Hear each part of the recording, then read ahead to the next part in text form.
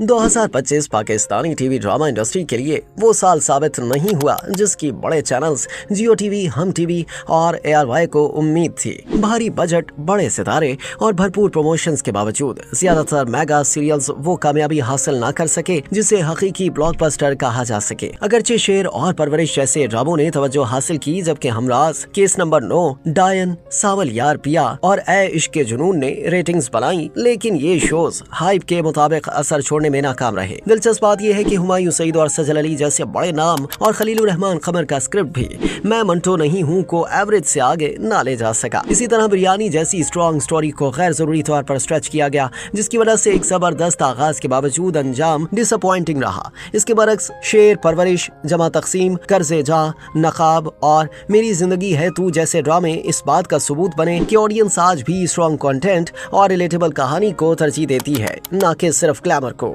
अगर 2025 के drama trends पर नजर डाली जाए तो कुछ पैटर्न्स वाज़ेह तौर पर सामने आए। सबसे नुमाया ट्रेंड स्टॉकर हीरो का रहा, जिसे दानिश तैमूर और इससे पहले फिरोज खान जैसे अदाकारों ने मकबूल बनाया। वन साइडेड लव, कॉन्सेंट की कमी, ताकतवर और अमीर मर्द और मजबूर मगर मजबूत दिखाई जाने वाली हीरोइन, ये फॉर्मूला आज भी ऑडियंस को अट्रैक्ट कर रहा है। मेरी जिंदगी है तू इसी ट्रॉप की मॉडिफाइड शक्ल है, जहां हीरो को थोड़ी सी रिडेम्पशन दी गई है मगर डैमेज के बाद। इसके साथ साथ डेस्परेट वुमेन का ट्रॉप भी चलता रहा, जहां मर्द के बड़े जराइम आसानी से माफ हो जाते हैं, लेकिन औरत की मामूली जज्बाती कमजोरी नाकाबिले माफी बन जाती है। ये डबल स्टैंडर्ड अब भी हमारे ड्रामास में जिंदा है। एक पॉजिटिव तब्दीली फैमिली डायनामिक्स की पोर्ट्रियल में दिखाई गई। परवरिश और जमा तकसीम जैसे ड्रामास ने ये दिखाया कि हर हाल में ज्वाइंट फैमिली आइडियल नहीं होती। Parenting styles, generation gap, emotional neglect और म्यूचुअल रिस्पेक्ट जैसे मौजुआत को संजीदगी से एक्सप्लोर किया गया, जो ऑडियंस के लिए रिलेटेबल साबित हुआ। वर्किंग वुमेन की रिप्रेजेंटेशन भी बेहतर रही। गूंज, मोहरा, हिज्र, राजा रानी और दीगर ड्रामास में औरत को सिर्फ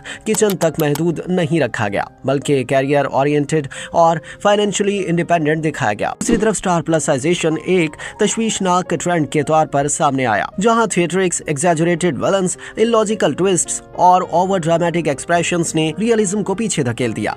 डायन इसकी वाज़ेह मिसाल है। मेंटल हेल्थ जैसे संजीदा मौज़ूआत पर बहरूपिया, पामाल और परवरिश जैसे शोज ने पॉजिटिव कदम उठाया, अगरचे रिसर्च की कमी बाज़ जगहों पर महसूस हुई। डायस्पोरा रिप्रेजेंटेशन में भी बेहतरी आई, खास तौर पर परवरिश और कर्जेजा में, जबकि फरहाद ने इमिग्रेशन और ह्यूमन ट्रैफिकिंग जैसे अहम मसाइल को उजागर किया। आखिर में रश्ड एंडिंग्स अब भी पाकिस्तानी ड्रामास का सबसे बड़ा मसला है।